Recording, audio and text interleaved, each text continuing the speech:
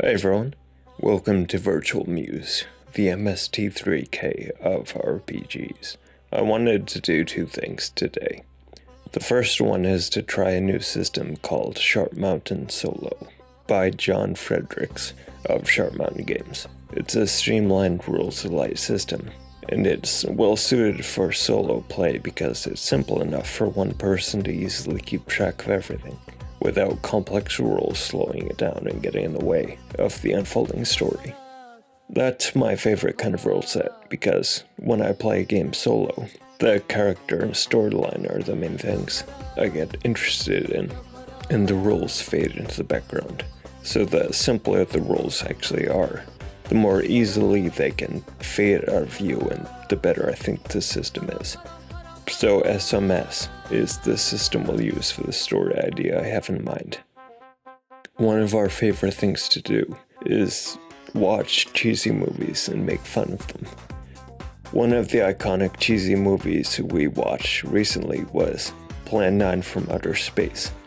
If you haven't seen it, the most important thing to know is that it's the platonic ideal of cheesy, low-budget retro sci-fi horror movies.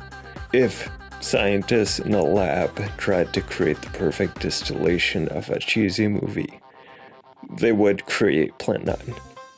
RiffTrax has it available, so whether you've seen the original before or not, I recommend the RiffTrax version. Because why not get the iconic movie and also funny commentary on it at the same time?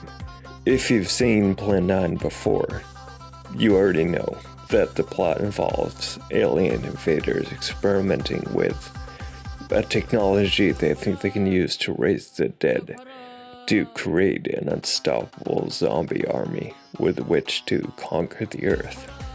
And of course it goes wrong and ultimately fails.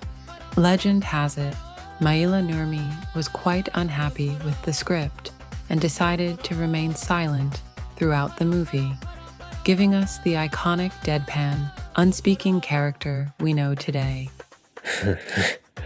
That tells you everything you need to know about the quality of the writing. Yeah, if Vampira couldn't bring herself to say her lines, there must have been some pretty cringeworthy dialogue. I wonder what she spared us from. Anyway, in the climax of the movie, spoiler alert, the alien machine that raised the undead is destroyed, and Tor Johnson's zombie character is shown rapidly decaying into a skeleton. Vampira isn't shown turning into a skeleton on screen. We're probably supposed to assume she did.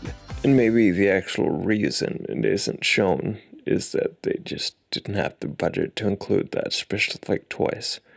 But because it's left open-ended, I had the idea that there should be a sequel to Plan 9, revealing that Vampira survived and exploring what she did after the events of the original. Yep, they definitely left room for a follow-up, but unfortunately, sequels weren't exactly where the franchise went. What a generous way to phrase that. Anyway, my idea was to write the unofficial sequel ourselves and carry this story of Plan 9 from Outer Space forward on this alternate timeline where Vampira broke away from alien control after the machine that raised the zombies was destroyed, and she goes off and does something. We could make it so that Vampira's newfound independence comes with its own set of challenges, and she has to navigate both human and supernatural threats while trying to evade the aliens' latest attempts to reclaim her. I see Vampira using her charisma and mysterious allure to build a new life for herself, maybe becoming a nightclub singer or a performer in some seedy underground club, all while keeping her supernatural nature hidden from humans. She could have become a legend among the clubgoers, known only by her stage name, with rumors swirling about her mysterious past and supernatural abilities that adds a touch of noir flair, which fits perfectly with the Plan 9 from Outer Space vibe. I imagine Vampira forming a tight-knit circle of misfits and outsiders who are drawn to her enigmatic presence, maybe even gaining a loyal following among those who are fascinated by her mysterious powers. Maybe one of those other people in her circle is the main character we're about to create for a game. That's a great idea. Having someone close to Vampira, but not necessarily privy to her innermost secrets, could create an interesting dynamic, allowing us to learn more about Vampira through their interactions and observations rather than direct narration. Yeah, I think that framing would work well. The first thing we do in SMS for character creation is imagine the species, profession, and background of this person. I'm picturing a regular human because they're part of the mundane nightclub setting and have nothing to do with the aliens or supernatural elements of the story. The different species options give the character different special abilities, and humans get 2 free rolls with advantage per day. This system is based on a character's skills. The core mechanic is that when our character attempts something they could possibly fail at, we roll 2 6-sided dice. If the result is equal to or higher than our character's relevant skill number, the attempt is a success. If the result is below our skill number, the attempted action is a failure. Rolling with advantage means we get to roll 3 6-sided dice and take the 2 showing higher numbers. Rolling with disadvantage means the opposite. Who did you have in mind for this character? Someone like a bartender, a musician, or maybe a fan who becomes obsessed with Vampira's performances. I like the idea of a bartender.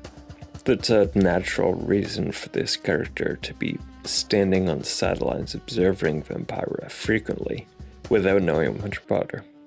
I see the bartender as someone who's been around the block a few times, maybe a veteran of the nightlife scene with a bit of a cynical edge. They've seen it all, but Vampira's enigmatic presence has piqued their interest. Nice. Let's say this is a woman who started in the nightclub waitstaff and climbed to the bartender position. And she's been at this for a few years, so she's a bit jaded about this place and its clientele. What do you imagine her name is? I think her name could be Ruby. It's a name that fits well with the nightlife scene and has a bit of an edge to it. I like that. Let's name her Ruby Fields. That makes me think of words like field dressing, field work, etc. Pragmatic and effective things. That's how I imagine her. Now we select Ruby's starting skills from the list of those available for the genre of game we want to play. The skills list are medieval, modern, and future. This is a modern setting. Well, near modern. The original Plan 9 from Outer Space was released in 1959, so our sequel will be set in the 60s. Characters have 5 skills, with the best one having a rating of 5, 2 other well-developed skills having a rating of 6, and 2 other skills were fairly competent at having a rating of 7. Any other skill has a default rating of 8, so anytime we attempt something using a skill we haven't developed, the default number to beat is 8. Our starting HP is 25, minus our fitness skill rating.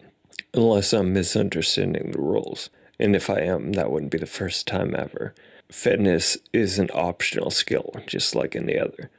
So when we're creating a character, we can either metagame and prioritize our fitness skill for the boost it gives our starting HP, or we can take the default minus 8, or anything in between. That's part of the decision making as we create a character. Do you imagine Ruby prioritizes her health and fitness, or not so much? I don't think Ruby prioritizes her health and fitness. She's likely more focused on developing skills that help her navigate social situations and handle rowdy customers. Her fitness level is probably average, but not something she actively prioritizes. If her fitness is average, let's put it at 6. Her starting HP is 19. Let's say her 5 starting skills are close combat, reflecting self-defense training, driving, fitness, personality, reflecting her gregariousness and her customer service demeanor, and sneaking, reflecting that she's crafty, careful, and a little jaded. Do you think that's a good group of skills to describe her overall vibe? Yes, I think that's a great set of skills, close combat, and sneaking shows she's resourceful and able to take care of herself, while personality highlights her charm and ability to interact with others. Driving's also practical, given the era and setting, and including fitness contradicts my earlier impression, but it actually makes sense. Maybe she's taken up self-defense classes and gotten into shape as a result. I think that's it for the core mechanics. And now we have our character and setting done. I was imagining the opening scene beginning with Ruby walking down a back alley to approach a side entrance of the nightclub. Maybe she could see a coworker taking a break and standing near the door. I imagine the coworker she runs into is Lola, the head waitress, who's known for her sharp wit and gossip. Maybe Lola says something like, "You're early. Your shift doesn't start for an hour. Don't you have anywhere else to be?" Ruby could respond with a quip to the effect, "You know I don't have a life." But Ruby's actual motivation for arriving an hour early is that she wants to catch Vampira's performance. Ruby's response sounds like her usual self-deprecating humor. But it's interesting that she actually wants to catch Vampira's performance. Yeah, Vampira is so mysterious and enigmatic. Ruby feels like watching her unusual but compelling performances and trying to puzzle through them for more information is the only way to learn anything. Doing this is becoming a habit for Ruby. It sounds like Ruby's fascination with Vampira is growing into a sort of obsession. Does Ruby think Vampira's act is all just showmanship? Or does she suspect there's something more sinister or supernatural at play?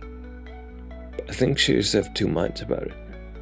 Logically, she thinks it's all just flair and showmanship, but she also has moments of being more paranoid and obsessed, where she thinks there is something more to Vampira than meets the eye. Ruby's divided perspective suggests she's deeply invested in figuring out Vampira's true nature. The nightclub seems like a dimly lit, smoke-filled cave with its faded glamour and worn-out decorations. The air is thick with the smell of stale cigarettes and cheap perfume, and the sound system pulses with a hypnotic beat. The crowd is a mix of desperate souls and thrill-seekers, all drawn to Vampira's enigmatic presence, like moths to a flame. Does Ruby see anyone else she recognizes as she looks around the space? Yeah. Ruby spots Max, the bouncer, nodding in her direction from across the room. He gives her a slight smile before returning to his post, checking IDs and scanning the crowd. Ruby also notices Lola is back inside, expertly navigating the room with a tray full of drinks, exchanging small talk with regulars. Ruby doesn't speak with anyone and finds a spot near the wall, partially hidden behind a potted plant, where she can observe Vampira without drawing attention to herself. The stage on the far side of the room is unlit for now, with the curtain down. Vampira's performance hasn't started yet. Ruby checks her watch. It's 3 minutes until the curtain rises. Vampira is always uncannily punctual. Ruby takes a deep breath, preparing herself for the performance ahead, and glances around the room once more. She notices a few patrons eyeing her curiously, but no one approaches her. The house lights dim, and she sees printed words appear on the curtain, projected in blue. It says, "Shepherds, to yon tall poplars tune your flutes." The words fade. For an instant, the space is dark and silent, except for the murmur of people muttering that phrase, wondering what it means. Then the curtain begins to rise, and a single stage light flares on, revealing Vampira. She's dressed in a flowing silk kimono, holding the microphone stand, with a slender hand emerging from one billowing sleeve. Her dark hair is done up, and there are metallic accessories woven into it, and her face is painted in a pale silver color. The play of light and shadow creates a sense of drama and tension, almost like a living painting. Then Vampira begins to sing. With them pierce keenly, so tiny shrill, the slow rumor of the hill. Let the grass cry with an anguish of evening grown bold, and the grey sky be mute. Ruby's eyes are transfixed on her mesmerizing stage presence. The silver paint on Vampira's face seems to glow in the stage light, and Ruby feels herself becoming entranced by the haunting beauty of the music and Vampira's ethereal voice. Then hearken how the poplar trees unfold their buds, yet close and gummed and blind, in airy leafage of the mind, rustling in silvery whispers between hued scales that fade not nor grow. Another light flares on, then another, as Vampira's voice rises and the music becomes more intense. She lifts the microphone off the stand. Ruby watches, entranced, as Vampira's kimono flows behind her like a dark cloud, her slender hands grasping the microphone as she moves across the stage with a fluid, almost predatory grace. The music swirls around her, creating an otherworldly aura that draws Ruby in deeper. Poplars and fountains and you cypress spires, springing in dark and rusty flame, seek you what that hath a name. Or say, are you all an upward agony of undefined desire?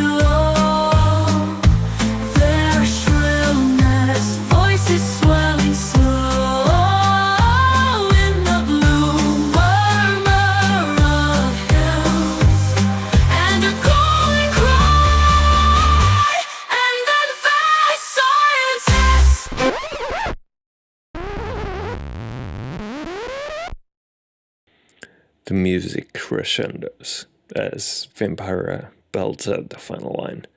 Then it ends, and the whole club is plunged into silence again as everyone stares, staggered by what they just saw and heard. Then, after hesitation, the audience explodes into applause.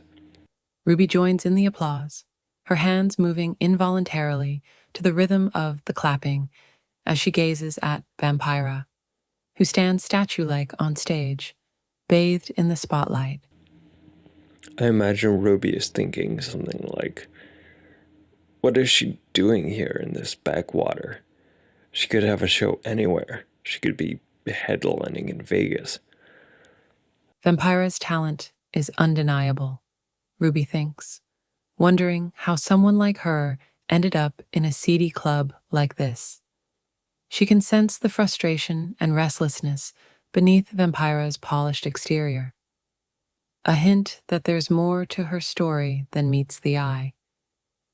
I think Ruby can try her first use of skill here by trying to understand what this song meant. She gets 2 free rolls with advantage per day. I think she'll use one now because I want her to understand this clue. This would be a perception or observation or something, which isn't a skill Ruby has, so it's at the default challenge rating of 8. Our d6s are 5, 5, and 1. We can take the 2 best results, so that's 10, which is a success. She recognizes the lyrics she just heard and realizes that was Aldous Huxley's poem, The Song of the Poplars. Set to music. She wonders why Vampira chose that, and what the connection to sci-fi, transhumanism, and technology might mean. She sits there puzzling over that, but there's no obvious answer. Incidentally, where do you imagine this story is taking place? Since the original Plan 9 from Outer Space was set in Hollywood, I imagine this is some obscure spot in California or nearby. Maybe somewhere near Big Sur, so close to the Pacific Ocean that the fog rolls in and wraps around the town on chilly nights. A place where the trees tower over everything and the light from the setting sun filters through the mist. Ooh, nice. Now Vampira starts to sing again, beginning her next song. The crowd loves it, and Ruby can't help but smile at Vampira's playful performance, her husky voice dripping with sass and irony.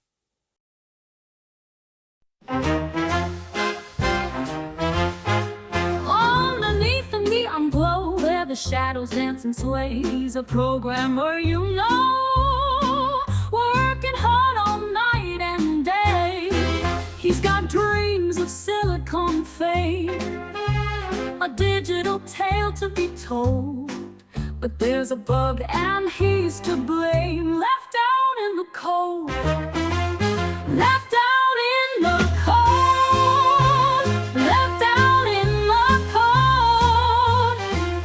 His programs crashed, his hopes eroded. He's debugging all alone, a lonely road. Left out in the cold. Left out in the cold. He thought he had it all, lines of code so clean and neat, but a glitch, a tiny fall, and his world's now incomplete. The compiler's flashing red, his errors are now bestowed. He's lost his way, his future's dead. Suddenly, a scream tears through the room, interrupting the song. Ruby twists in her seat and tries to look at the source of the spreading chaos. She sees the reaction moving through the crowd as they recoil from something she can't see on the floor. The house lights come back on abruptly. What's going on? Ruby leans forward, trying to see beyond the crowd, to figure out what caused the commotion. Her heart starts racing. She gets to her feet, and the frantic people have now cleared away enough for her to see a body on the floor, sprawled on the carpet. The body appears lifeless, and Ruby's initial shock gives way to concern. Ruby's gaze darts back to Vampira. Vampira remains frozen on stage, but her expression has changed from confident performer to concerned observer. She's looking directly at the body on the floor, a flicker of something akin to worry crossing her features before she quickly regains her composure. Ruby can try to spot another clue here about what Vampira might be thinking. I think this would again be some kind of perception skill she doesn't specifically have, so it defaults to the challenge rating of 8. She won't use her second free advantage roll here because now there's only one left, and much worse things might happen soon, where it would be nice to have that. So we'll roll the standard 2d6, 2 and 4. She can't read Vampira's blank face and doesn't get any additional information that way. She moves towards the body on the floor, getting a better look, and sees the jacket on the body is singed, like the person was hit with something incredibly hot. The air is thick with tension as Ruby takes in the scene, her eyes scanning the area for any signs of what could have caused the singeing. She notices the crowd is starting to murmur, people whispering theories and speculation among themselves, while Vampira remains still and silent on stage. Ruby makes the connection between Vampira's recurring theme of technology and the bizarre singeing, and gasps. She whirls around and looks back at the stage, but Vampira is gone. Ruby turns back to the body, now convinced, in her slightly paranoid mind, that the victim was hit by some kind of unknown laser weapon. Just then, she hears a commotion in the industrial kitchen of the club. She rushes across the public areas into the kitchen, just in time to see a door slamming shut. Someone fled the building, slipping into the back alley. Ruby's instincts kick in, and she sprints through the kitchen, bursting through the door into the alleyway, just in time to catch a glimpse of a dark figure disappearing into the night. She chases after them, her senses heightened as she pounds the pavement. Well, my next question was going to be, does she call for help, or does she blindly chase after the unknown killer? But I guess that's already settled. She probably hasn't thought through her next steps. This is the dog doesn't know what it will do if it catches the car kind of situation. Right. She hasn't stopped to think about the potential consequences of confronting this fleeing figure. Only that she needs to know what's happening. This is a perfect cliffhanger to end on. Until next time. Remember to subscribe to the channel and turn on notifications. I'll be here thinking about Ruby's next move and the mystery surrounding Vampira. See you soon.